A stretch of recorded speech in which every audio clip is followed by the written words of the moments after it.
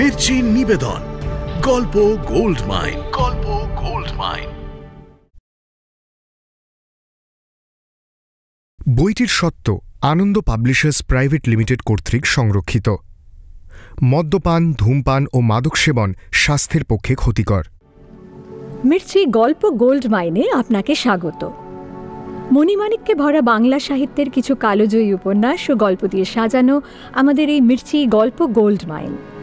শুনছেন সুনীল গঙ্গোপাধ্যায়ের লেখা বাংলা ক্লাসিক উপন্যাস প্রথম আলো। নাট্যরূপ অর্পিতা চট্টোপাধ্যায়, পর্ব পরিচালনায় দেবলীনা, প্রযোজনায় ভিজুয়াল অডিও। শুরু হচ্ছে প্রথম আলো।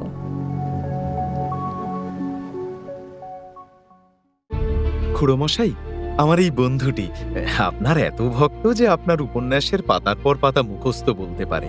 আপনি কি একটু শুনবেন? আমার এখন সময় নেই।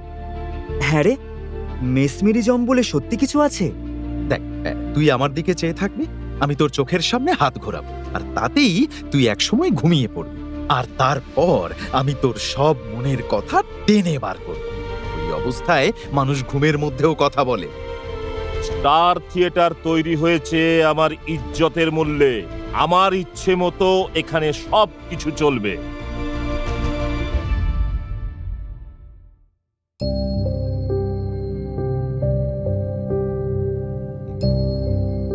রবীন্দ্রনাথের বিয়ে হয়ে গেল। শুরু হলো তার জীবনের এক নতুন অধ্যায়। আর ভরত দেখতে শিখছে এক নতুন জগৎ, যেখানে তার স্বপ্ন আর বাস্তব একাকার হয়ে যাচ্ছে। তার এখন অপেক্ষা বঙ্কিমচন্দ্রকে সামনে থেকে দেখা।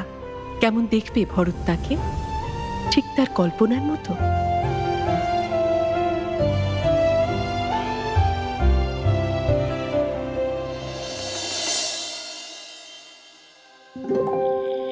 দ্বারিকানাথ শেষ পর্যন্ত একদিন ভরতকে বঙ্কিমবাবুর বাড়িতে নিয়ে যেতে রাজি হল। দিনটি সে ঠিক নির্বাচন করেনি। কয়েকদিন হল বঙ্কিমচন্দ্রের মেজাজ নানা কারণে বেশ খারাপ। তার বই জাল হওয়ার খবর আসছে। বঙ্গদর্শনের পাতায় তিনি বিজ্ঞাপন দিয়েছিলেন যে যেসব বইতে তাঁর কিংবা তার দাদা সঞ্জীব চন্দ্রের স্বাক্ষর থাকবে না, সেগুলি যেন পাঠকেরা না কেনেন। তাতেও বিশেষ কাজ হচ্ছে না।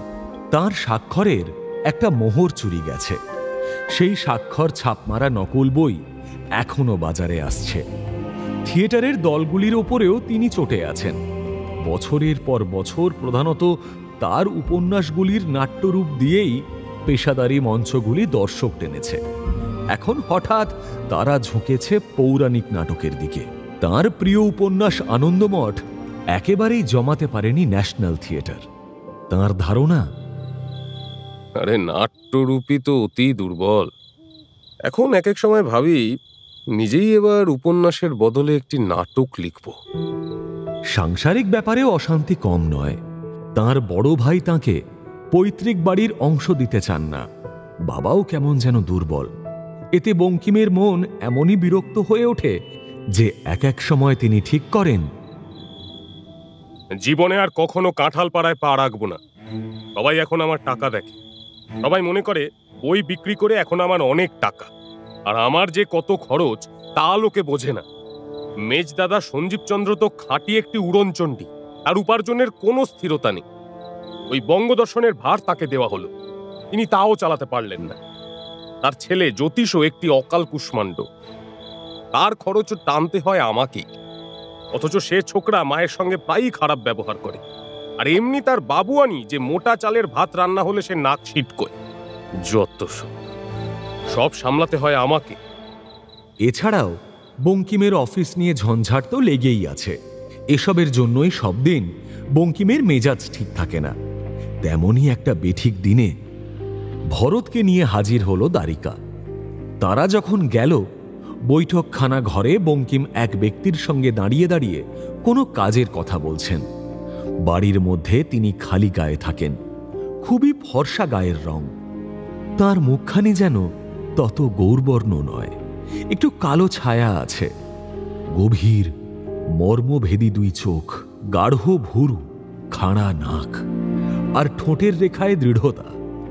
দ্বারিকানাথ এবং ভরত ঘরে ঢুকেই টিপ টিপ করে বঙ্কিমের পায়ে হাত দিয়ে প্রণাম করলেন। বঙ্কিম এক পলক তাকালেন মাত্র, কোনো কথা বললেন না। অন্য ব্যক্তিটির কথা শুনতে লাগলেন। সে একজন ছাপাখানার লোক। বঙ্কিমের কোনো উপন্যাস প্রকাশের জন্য কাগজের দাম, মুদ্রণ ও বাধাই খরচের হিসেব দিচ্ছে। খুড়োমশাই, খুড়োমশাই, আমার এক বন্ধুকে আপনার সঙ্গে পরিচয় করাতে নিয়ে এসেছি। এই যে, এর নাম ভরত। এখন ব্যস্ত আছি, পরে এসো। না না, বেশিক্ষণ সময় নেব না, মাত্র কয়েকটা প্রশ্ন করব। আরে বাবা, বললাম না ব্যস্ত আছি, অন্য একদিন এসো। কিন্তু দ্বারিকানাথ ঘাবড়াবার পাত্র নয়। বোঝা যায় এই ধরনের ধমক খেয়ে সে অভ্যস্ত। সে ভরতের দিকে চক্ষু সংকুচিত করে একটা ইঙ্গিত জানালো। ভরত তাকে মুরগির ঝোল খাওয়াবার প্রতিশ্রুতি দিয়েছে। ভরতের সঙ্গে সে বঙ্কিমচন্দ্রের কথা বলিয়ে দেবে ঠিকই। ভরত অপলক মুগ্ধতায় তাকিয়ে আছে তার আরাধ্য দেবতার দিকে। তার যেন নিঃশ্বাসও পড়ছে না। সে ভাবছে, ইনি বিষবৃক্ষ চন্দ্রশেখর কৃষ্ণকান্তের উইলের স্রষ্টা। সাধারণ মানুষের মতন অনাবৃত শরীরে দাঁড়িয়ে আছেন আমার সামনে।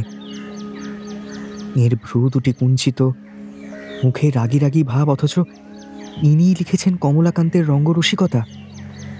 এত বড় একজন লেখক, তাকে এত কাছ থেকে দেখা, তাতেই আমার জীবন ধন্য হয়ে গেছে। কথা বলার দরকার কি? তাছাড়া আমি অতি সামান্য মানুষ। এই অসামান্য লেখকের সঙ্গে কী বা কথা বলবো? ওর সময় নষ্ট করতেও চাই না। কিন্তু ভরত যাই ভাবুক, দ্বারিকা তো ছাড়ার পাত্র নয়। কাজেই অন্য লোকটি একবার কথা থামাতেই সেই ফাঁকে দ্বারিকানাথ বলল, খুড়োমশাই, আমাদের কলেজের ছাত্ররা জিজ্ঞেস করে, বঙ্গদর্শন তো বন্ধ হয়ে গেল, এখন তাহলে আমরা দেবী চৌধুরানী কি করে পড়ব? ধারাবাহিক বেরোচ্ছিল, কিন্তু মাঝপথে তো বন্ধ হয়ে গেল। পুস্তকাকারে শিগগিরই বেরোবে, ততদিন ধৈর্য ধরে থাকো। এখন আমরা কিভাবে পড়ব? আর একটা প্রশ্ন আছে, আনন্দমঠে আপনি যে আদর্শ প্রচার করছেন, দেবী চৌধুরানীতে তো সেই একই আদর্শ।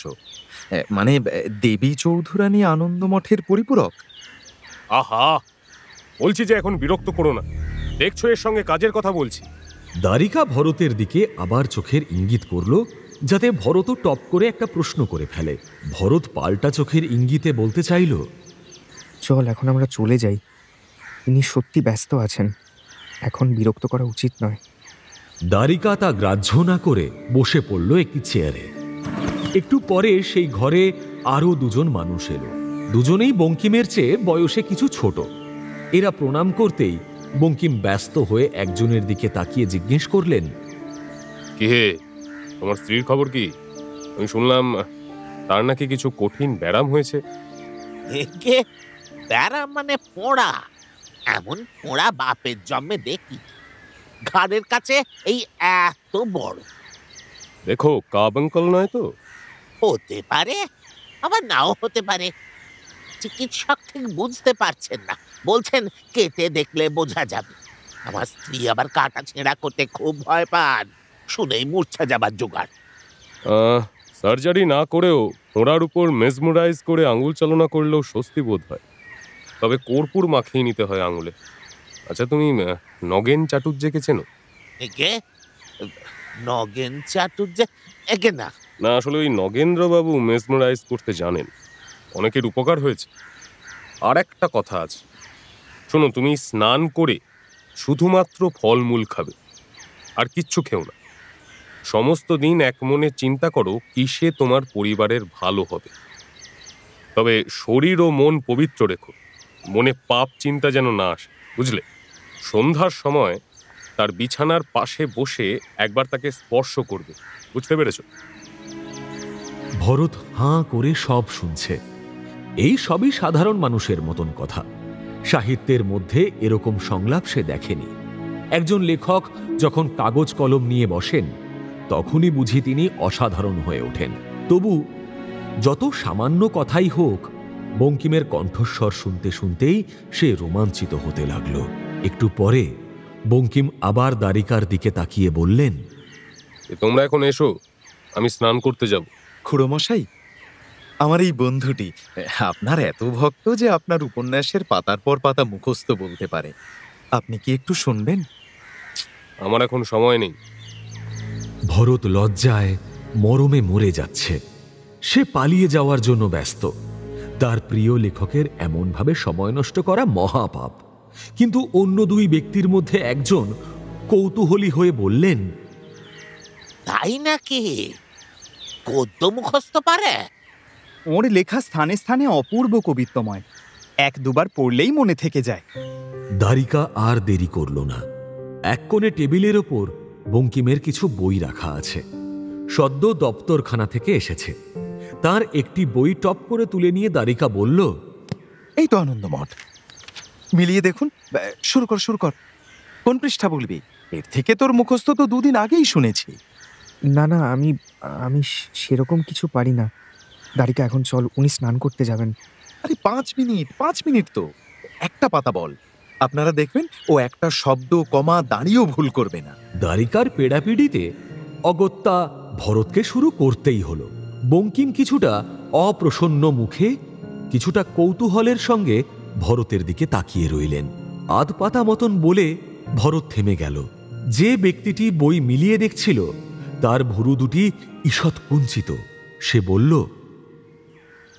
হ্যাঁ, মোটামুটি ঠিকই আছে, কিন্তু কয়েকটি শব্দে ভুল আছে। এই শব্দগুলি কি তুমি ইচ্ছে করে বদলে দিলে?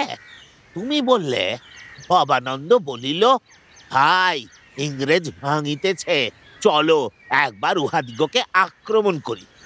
অথচ বইতে আছে, ভাই নেড়ে ভাঙিতেছে, চলো একবার উহাদিগকে আক্রমণ করি। আর এক জায়গায় তুমি বললে, অকস্মাৎ তাহারা ইংরেজের উপর পড়িল, ইংরেজ যুদ্ধের আর অবকাশ পাইল না। বইতে রয়েছে দেখছি, অকস্মাৎ তাহারা যবনের উপর পড়িল, যবন যুদ্ধের আর অবকাশ পাইল না। ভরত হকচকিয়ে গেল। এরকম ভুল তো তার হতেই পারে না। লাইন ভুলে যেতে পারে, কিন্তু শব্দ বদলাবে কেন? এতক্ষণ পর বঙ্কিমের ঠোঁটের কোণে ক্ষীণ হাসি ফুটে উঠেছে। তিনি ভরতকে বললেন, তোমার মুখস্থ শক্তি তো অসাধারণই বলতে হবে দেখছি। তুমি ঠিকই বলেছ। তাহলে বইয়ের সঙ্গে ওই কয়েকটি শব্দের অমিল কেন? তুমি যেটি দেখছো সেটি দ্বিতীয় সংস্করণ, এই যুবকটি প্রথম সংস্করণ পড়েছে। ওর মুখস্থ ঠিকই আছে। আপনি আনন্দমঠের দ্বিতীয় সংস্করণে অনেক কিছু বদলেছেন। অনেক কিছু নয়, কিছু কিছু কিছু পরিবর্তন করতেই হয়েছে। আসলে আনন্দমঠ লেখার ফলে সাহেবরা আমার উপর চটেছে, আমোখা উড়িষ্যায় বদলি করে দিল। ভরত যেন হতবুদ্ধি হয়ে গেল। এই উপন্যাস থেকে ইংরেজ কেটে নেড়ে কিংবা যবন বসানো হয়েছে, কিন্তু ভরত বুঝতে পারছে না এ বদল কেন। সে ভাবতে লাগলো, আমাদের আসল প্রতিপক্ষ কে? ইংরেজ নয়? মুসলমানরাও তো এই দেশের মানুষ। আমার বন্ধু ইরফান আলী বঙ্কিমচন্দ্রের খুব ভক্ত, সেও আনন্দমঠ পড়ে উচ্ছ্বসিত। দ্বিতীয় সংস্করণ তার চোখে পড়লে সে কষ্ট পাবে না? বঙ্কিম তার প্রশংসা করছেন, এজন্য ভরতের আনন্দে অধীর হওয়ার কথা ছিল। কিন্তু হঠাৎ তার মনটা দমে গেছে। খুড়োমশাই, আমি একটা বই নেব? বঙ্কিম শুধু মাথা নাড়লেন, নাম সই করে দিলেন না। এবার সত্যিই যেতে হবে। দুজনে বাইরে এসে জুতো পরতে লাগলো। একটা ফিটেন গাড়ি এসে থামলো বাড়ির সামনে। তার থেকে নামলো কোচানো ধুতি, কুর্তা ও মির্জাই পরা এক রূপবান তরুণ যুবা। তার চক্ষু দুটি এমনই স্নিগ্ধ ও উজ্জ্বল যে সেই মুখের দিকে একবার তাকালে সহসা চোখ ফেরানো যায় না। ইনি কে রে, চিনিস? হ্যাঁ, চিনি। ওই ভারতী গোষ্ঠীর একজন লেখক। দ্বারিকা এমনই বঙ্কিম ভক্ত যে সে অন্য কোনো লেখককে পাত্তাই দেয় না। ভরত কিন্তু বঙ্গদর্শন ও ভারতী এই দুটি পত্রিকাই পড়ে। ভারতী গোষ্ঠীর কে? জ্যোতিরিন্দ্রনাথ? না, তার ছোট ভাই রবীন্দ্রবাবু।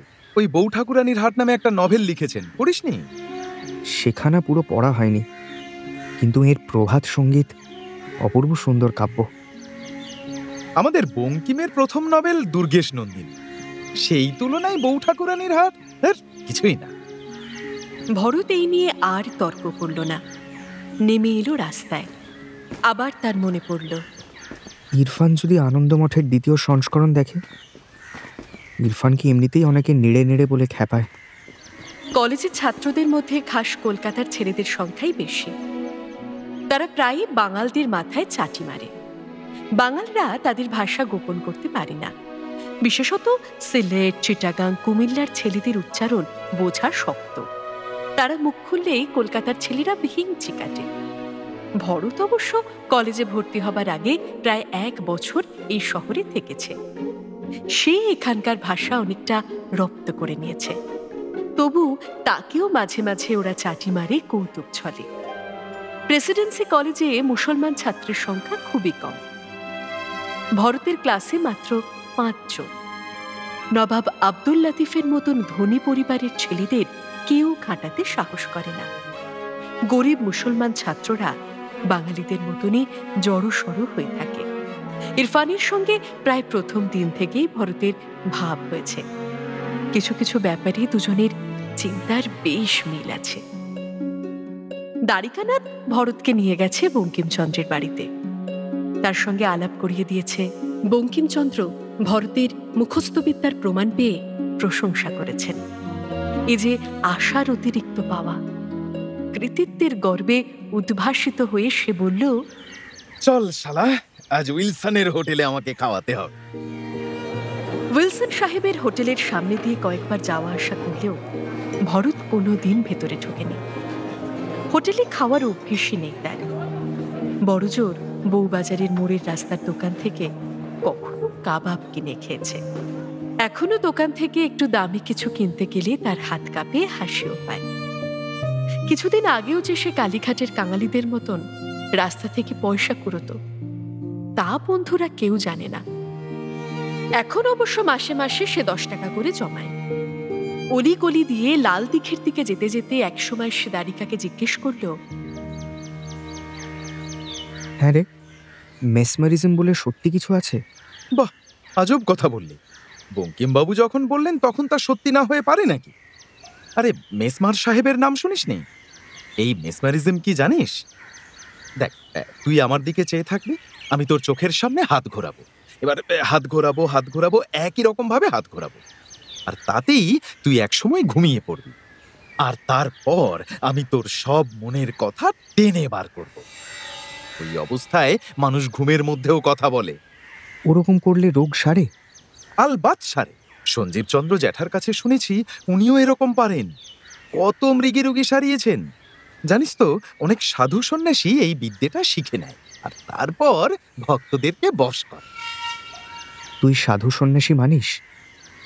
তেমন সাধু পেলে নিশ্চয়ই মানব। দক্ষিণেশ্বরের পরমহংসের ওপর আমার খুব ভক্তি। শ্যামপুকুরের এক বাড়িতে ওকে দেখেছিলাম। খাঁটি যোগী পুরুষ। নেহাত বিয়ে করে ফেলেছি, না হলে আমি ওর চেলা হতাম। বিয়ে করলে বুঝি ওর চেলা হওয়া যায় না? না না, গৃহী মানুষদের উনি তেমন ভাবে আপন করে নেন না শুনেছি। আমি তো মহেন্দ্রগুপ্ত মাস্টার মশাইয়ের কাছে পড়েছি, ওর কাছেই শুনেছি।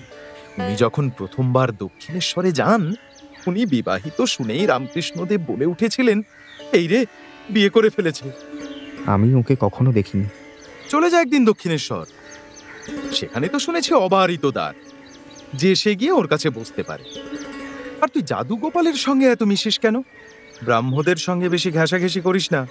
তুই রামকৃষ্ণদেবের কাছে যা, শশধর তর্কচূড়ামণির বক্তৃতা শোন, অনেক কিছু শিখতে পারবি। ভরত চুপ করে গেল। ওয়েলসন হোটেলের গেটের দুপাশে দুজন তাগড়া চেহারার দারোয়ান দাঁড়িয়ে আছে। তাদের কোমর বন্ধে তলোয়ার, হাতে পেতল দিয়ে বাঁধানো লাঠি।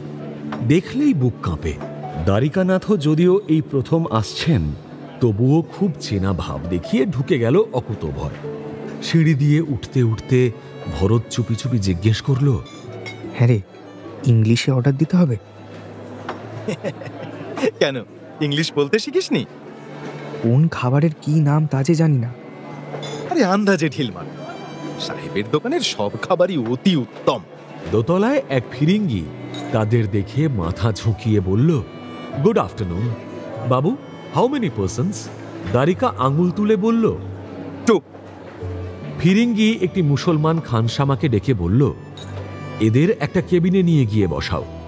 খানসামাটির পোশাকও বেশ জমকালো, লাল মখমলের লম্বা জামা, মাথায় পাগড়ি, তাতে পায়রার পুচ্ছের মতন ঝুঁটি, কোমরে তকমা আটা বেল্ট, মুখ ভর্তি দাড়িওয়ালা সেই খানসামাটি এমন ভারিক্কি চালে ওদের দুজনকে নিয়ে গেল যেন দুটি শিশুকে হাঁটতে শেখানো হচ্ছে।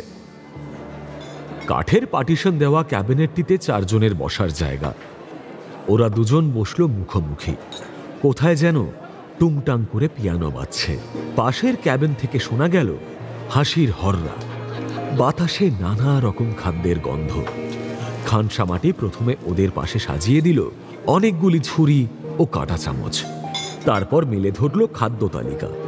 দুজনে মাথা ঝুঁকিয়ে নাম পড়ে দেখার চেষ্টা করল। Vindaloo, pork cutlet, beef stake, শাটুরি ব্রয়া আর দব্ভর। এর কোনোটারই মানে জানে না ওরা। তাই দ্বারিকা ঢালাও ভাবে বলল, যা যা ভালো আছে সব একটা করে নিয়ে এসো। কত টাকা লাগবে? খানসামাটি বুঝেছে এরা একেবারেই উটকো, নাবালক। গম্ভীরভাবে জানতে চাইল, जेब में कितना है? 25 रुपया। हो जाएगा। ভরত নিজের পকেটে হাত দিল। সব শুদ্ধ সে 35 টাকা এনেছে। অনেক খরচ হয়ে যাবে একদিনে। তা হোক, আজ একটি স্মরণীয় দিন। বঙ্কিমবাবুকে সশরীরে দেখেছে সে। আর যদিও কথা বলা হলো না, তবুও অনিন্দকান্তি রবীন্দ্রবাবুকেও দেখা গেল এক ঝলক।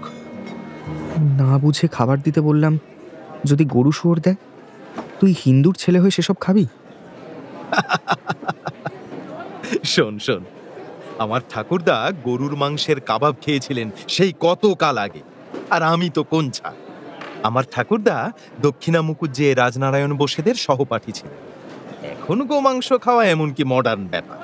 আমার ঠাকুরদারা অতদিন আগে খেয়েছিলেন, কই তাদের তো জাত যায়নি। রাজনারায়ণ বোস বরং এখন বেশি হিন্দু হয়েছে। কিন্তু তুইও সব খাস? তোদের বাড়িতে তো মুরগির মাংসও ঢোকে না বলেছিল। ওটা তো আমার বাড়ি নয়। শিশু বয়স থেকে যার বাপ মা থাকে না, তার কি কোনো জাত থাকে? রাস্তার যে কাঙালিগুলো সব জাতের ইঁটো কাঁটা খুঁটে খায়, তারা হিন্দু না মুসলমান? শিশু বয়সে বাপ মা হারা অনাথরা খ্রিস্টান হতে পারে অনায়াসে। তুই বুঝি কোনো পাদ্রির সুনজরে পড়িসনি? এ সময় খানসামা প্রথম এক প্রস্থ খাবার নিয়ে এলো। সুদৃশ্য রূপোর রেকাবিতে সাজানো, রূপোর গেলাসে কেওড়া মিশ্রিত পানীয় জল। ওহো, আগে বলতে ভুলে গেছি, ড্রিঙ্কস দাও। রাম, দুপাত্তর রাম। না না না না, আমি না। শালা, এই মাত্র বললি তোর কোনো জাত নেই, তাহলে মদ খেতে আপত্তি কি? ভরত ত্রিপুরার রাজপ্রাসাদে অনেক রকম বিলাসিতা দেখেছে, কিন্তু মদ্যপান দেখেনি। মহারাজের কঠোর নিষেধ ছিল। শশীভূষণও মদ্যপান ঘৃণা করেন। তাই ভরতের মনে মদ্যপান সম্পর্কে বিতৃষ্ণার ভাব আছে। আমার গুরু নিয়মিত পান করেন, এ কখনো খারাপ হতে পারে না। মদ্যপান করলে চিন্তা শক্তি বাড়ে। ভরত দুহাত তুলে আটকানোর চেষ্টা করলেও দ্বারিকা কিছুতেই শুনল না। একটা গেলাস তার ঠোঁটের কাছে তুলে ধরে বলল, খা শালা, খেয়ে দেখ, একটা চুমুক দিয়ে দেখ কেমন লাগে, দেখ। শশীভূষণের কাছে ভরত একদিন প্রতিজ্ঞা করেছিল সে কখনো মদ স্পর্শ করবে না। কিন্তু প্রেসিডেন্সি কলেজের ছাত্ররা প্রায় সবাই মদ্যপান করে ও চুরুট ফোঁকে। এমনকি জাদুগোপাল কট্টর ব্রাহ্ম হয়েও এ ব্যাপারে আপত্তি করে না। বন্ধুদের সঙ্গে খোশ গল্পের আসরে ভরত শত উপরোধেও পান করতে রাজি হয়নি। কিন্তু দ্বারিকা একেবারে নাছোড়বান্দা। সে জোরাজুরি শুরু করে দিল। প্রতিজ্ঞা ভাঙলে কি পাপ হয়? যদি কেউ জানতে না পারে, একটুখানি খেলে কি এমন ক্ষতি? ভরত মনের দ্বিধা কাটাতে পারছে না। দ্বারিকা অনবরত বলছে, খালি একটু চেখে দেখ। বাধ্য হয়ে শেষ পর্যন্ত ভরত গেলাসে ওষ্ঠ স্পর্শ করল। তার মনে পড়ে গেল জঙ্গলের মধ্যে তার সেই মাটিতে গেঁথে যাওয়ার দৃশ্য। এক পায়ে ছিল গভীর ক্ষত, উদরে খিদের জ্বালা, মাথার উপর বাদুড়ের মতন ঘুরপাক খাচ্ছিল মৃত্যু। যে কোনো মুহূর্তে তার প্রাণবায়ু নির্গত হলেই সেই বাদুড়টা হাঁ করে শুষে নিত।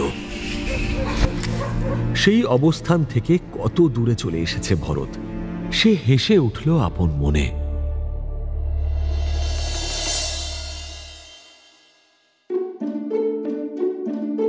এদিকে জোড়াসাঁকোর নতুন বালিকা বধূটিকে কোন স্কুলে পাঠানো হবে তাই নিয়ে সরলা ও বিবির মধ্যে টানাটানি শুরু হয়ে গেল।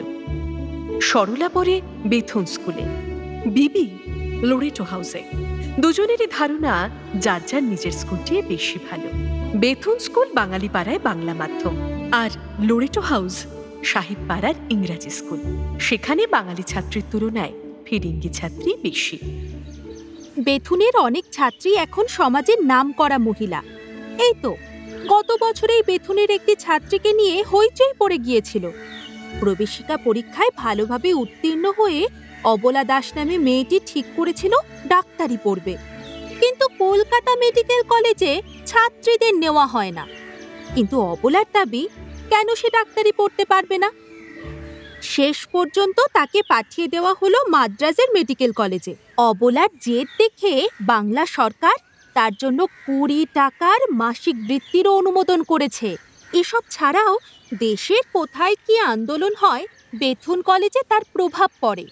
এলবার্ট বিলের সময় সাহেবরা যখন এদেশীয় মানুষদের পিতৃবুদ্ধি নিয়ে যা তা প্রচার করতে লাগলো, তখন কামিনী সেন নামে একটি তেজস্বিনী ছাত্রীর নেতৃত্বে বেথুনের মেয়েরা বিক্ষোভ জানিয়েছিল। সুরেন বারুজ্যের যেদিন জেল হলো সেদিন তো বেথুনের সব ছাত্রীরা হাতে কালো ফিতে বেঁধে এসেছিল স্কুলে। লোরেটো হাউসে এসব কিছুই হয় না, সেখানে তো স্বদেশী আনাই নিষিদ্ধ। প্রভু যিশুর জয়গান করে নিয়মিত প্রার্থনা করতে হয়। ছাত্রীরা ভালো ইংরেজি শেখে, বিলেতি আদব কায়দায় রপ্ত হয়। পাশ করার পর তারা বড় বড় ব্যারিস্টারের পত্নী হিসেবে বেশ মানিয়ে যায়। মামির তো আর ব্যারিস্টারের পত্নী হবার শিক্ষার প্রয়োজন নেই। বিবির বয়স এখন 10 বছর, সরলার 11। এই মামাতো পিস্তুত দুই বোনের মধ্যে যেমন বেশ ভাব, তেমন মাঝে মাঝে তর্ক হয় খুব। এই বয়সে সরলার মনে ইংরেজ শাসন সম্পর্কে রাগ রাগ ভাব এসেছে। প্রায় সে আবৃত্তি করে, স্বাধীনতাহীনতায় কে বাঁচিতে চায় রে, কে বাঁচিতে চায়। নতুন বউ ওদেরই বয়সী, কিন্তু এই পরিবারের নিয়ম অনুযায়ী তাকে কাকিমা বা মামি বলতে হবে। এক এক সময় বিবি আর সরলা তার কাছে ছুটে গিয়ে দুজনে 2 হাত ধরে বলে, তুমি কার স্কুলে ভর্তি হবে বলো? আমারটা ভালো নয়? না, আমারটা ভালো, তাই না? নতুন বউয়ের আড়ষ্টতা এখনো কাটেনি। এমনকি তার বিয়ের পরের নাম যে মৃণালিনী, তাও মনে থাকে না। এখনো যেন সে যশোরের গ্রামের মেয়ে ভবতারিণী। এত বড় একটা প্রাসাদ, এত মানুষজন, এত দাস দাসী, এর মধ্যে তার দিশেহারা অবস্থা, ঠিক যেন রূপকথার মতন। কুড়ে ঘর থেকে সে রাজবাড়ির বধূ হয়ে চলে এসেছে। রাজপুত্রেরই মতন রূপবান তার স্বামী, তবু তার সঙ্গে এখনো ভালো করে ভাবই হলো না। হেমেন্দ্রনাথের স্ত্রী নিপময়ীর কাছে তার থাকার ব্যবস্থা হয়েছে। নিপময়ী তাকে এ বাড়ির রীতিনীতি শেখাচ্ছেন। এমনিতে বিয়ের দিনের পরেও কয়েকদিন উৎসবের রেশ থাকার কথা, কিন্তু এ বাড়িতে এখন শোকের ছায়া।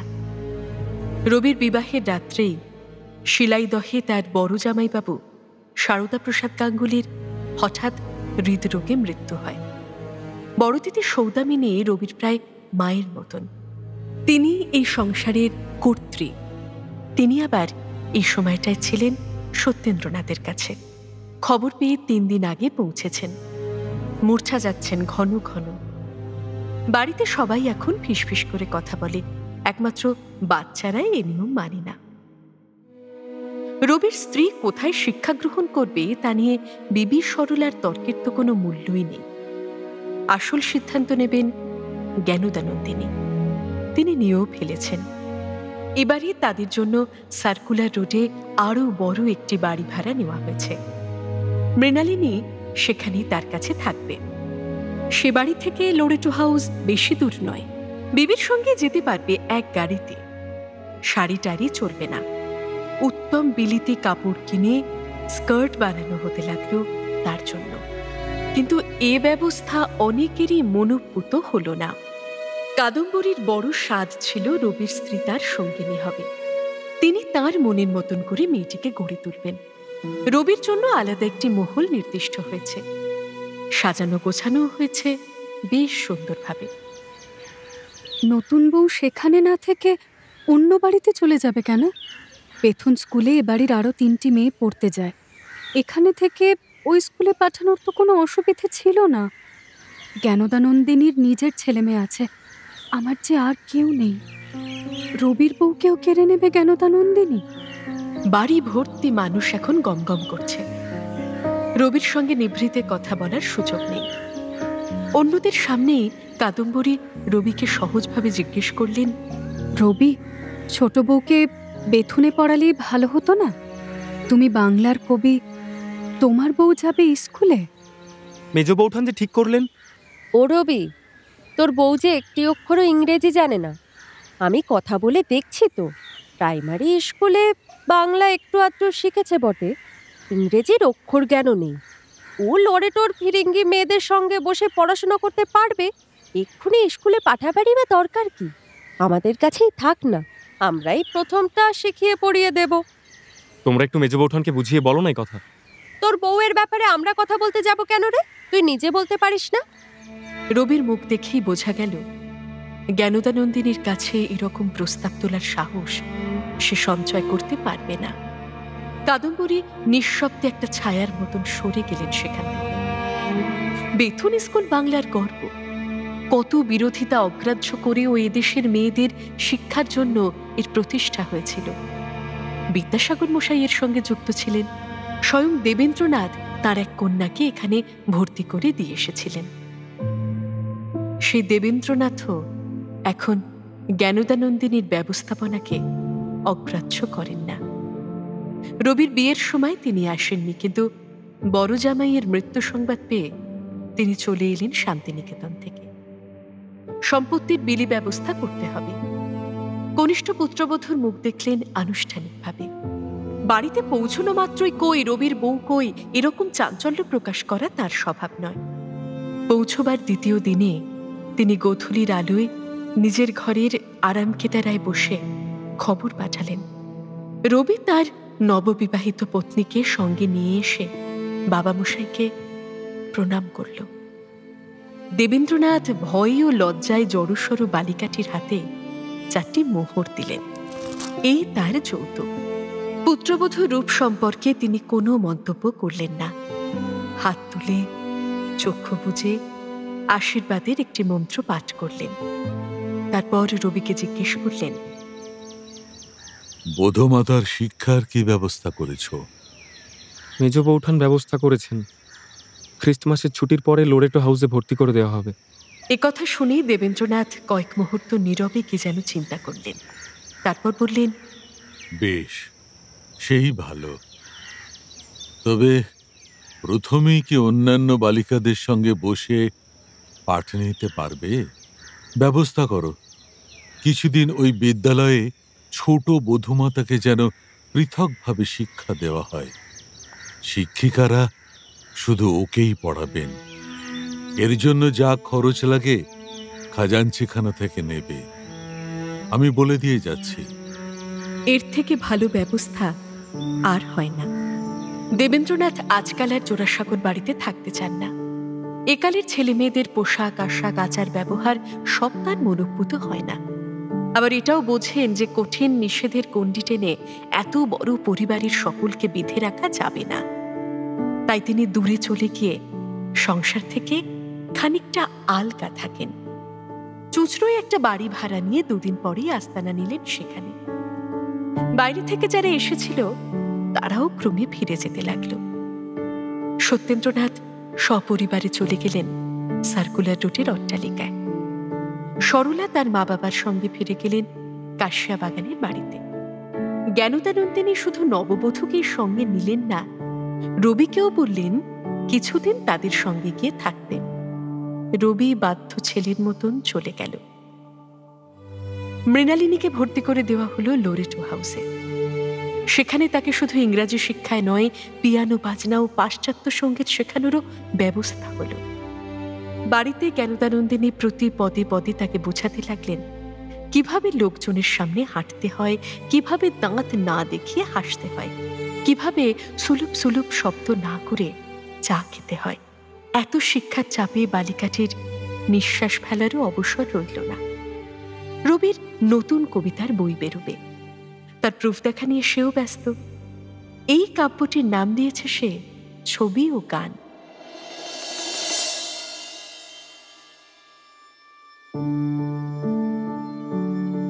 বিনোদিনীকে নিয়ে সুষ্ঠুভাবে রিহার্সাল পরিচালনা করাই মুশকিল হয়ে দাঁড়িয়েছে। সে ঠিক সময় আসে না, তার বাড়িতে লোক পাঠালেও সে বিরক্ত হয়। গিরিশচন্দ্র অন্য নটনটিদের নিয়ে রোজ কিছুক্ষণ মহড়া চালাবার পর গালে হাত দিয়ে বসে থাকেন। বিনোদিনীর প্রধান ভূমিকা, তার সঙ্গে অন্য অনেকগুলি চরিত্রের সংলাপ থাকে। বিনোদিনী না এলে কাহাতক আর প্রক্সি দিয়ে চালানো যায়। রাগে গিরিশের গালের চামড়া চকচক করে। ব্র্যান্ডির বোতল খুলে তিনি জল না মিশিয়েই ঢক ঢক করে খানিকটা ঢেলে দিলেন গলায়। বিনোদিনী যখন আসে তখনও তার বায়নাক্কার শেষ থাকে না। পাঠ বলতে বলতে হঠাৎ থেমে গিয়ে বলে, চোখে আলোর ছোঁয়া লাগছে, ওই বাতিটা সরিয়ে দাও না গা। বড্ড কাশি হয়েছে, কেউ একটু আদা কুচি এনে দেবে? হ্যাঁ রে জাদুকালি, তোর কাপড়ে কিসের গন্ধ? আমার যে বমির ভাত উঠে আসছে। যা যা, শাড়িটা বদল করে আয়। এইভাবে মহড়ার বিঘ্ন হয়। এমনকি বিনোদিনী যা কোনোদিন সাহস করেনি, এখন সে গিরিশচন্দ্রকে দু একটা সংলাপ বদল করে দিতে বলে। আদেশের সুরে নয় অবশ্য, মিনতির সুরে। হাত জোড় করে অনুরোধ জানায়, এই জায়গাটা বড্ড খটোমটো লাগছে, একটু সহজ করে দিলে হয় না? কিন্তু সেই অনুরোধই হুকুমের মতন শোনায়।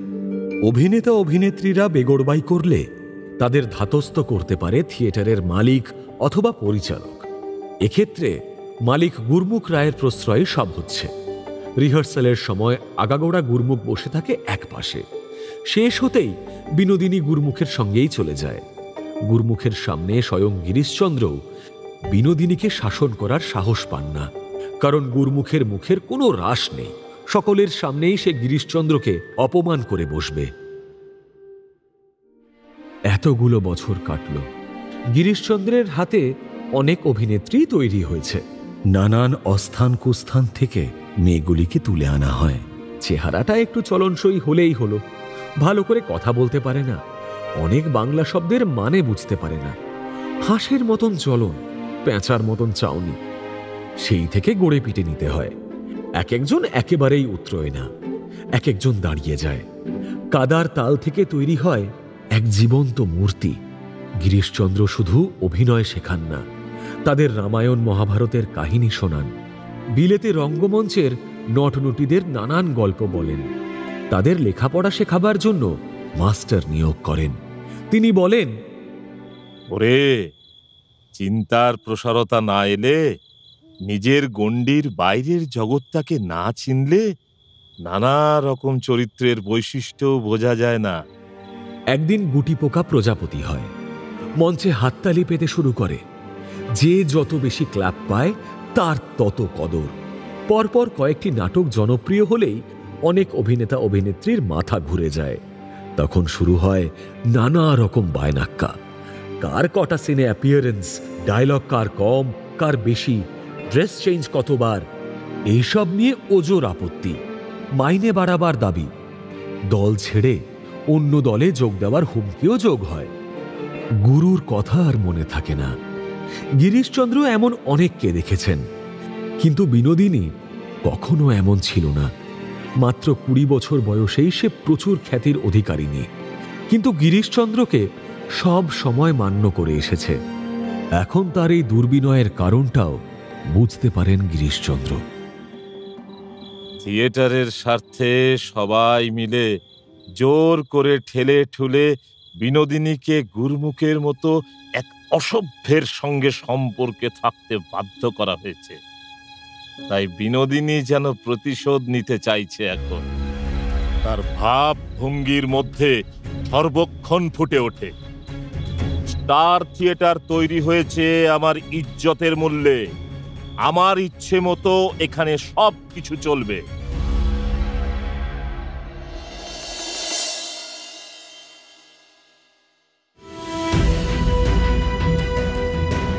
গিরিশ বুঝতে পারছেন বিনোদিনীর পরিবর্তনের কারণ। তবু মেনে নিতে পারছেন না, রাগ হচ্ছে, হয়তো কষ্ট। তাহলে কি করবেন এবার তিনি? কোন পথ বেছে নেবেন এই রাগ কষ্ট ভুলে থাকার জন্য? বিনোদিনীকে বিদায় করবেন, নিজে সরে দাঁড়াবেন, নাকি সম্পূর্ণ অন্য পথ বেছে নেবেন গিরিশ? কি সেই পথ?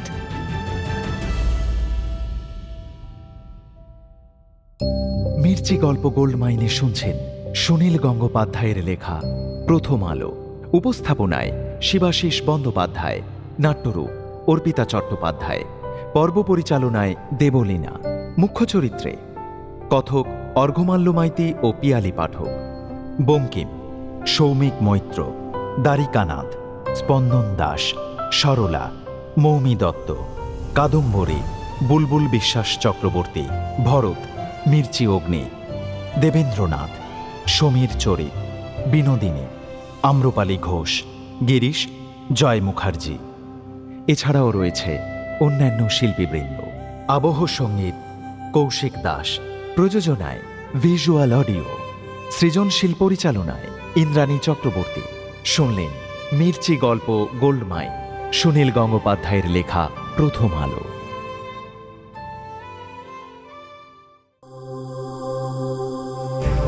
মির্চি নিবেদন গল্প গোল্ডমাইন। গল্প গোল্ডমাইন।